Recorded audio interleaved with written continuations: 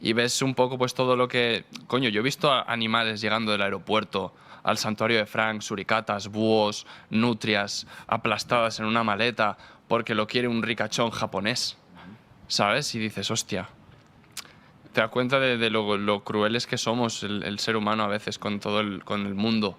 No, ya no solo con los animales, sino con el mundo en general. Hacemos lo que nos sale de la polla, quitamos los Total. bosques, encerramos un animal ahí porque nos parece bonito. En Dubái mira todos los jeques que tienen tigres, leones y yo desde entonces obviamente pues todo lo que puedo impartir en contra de eso pues lo hago.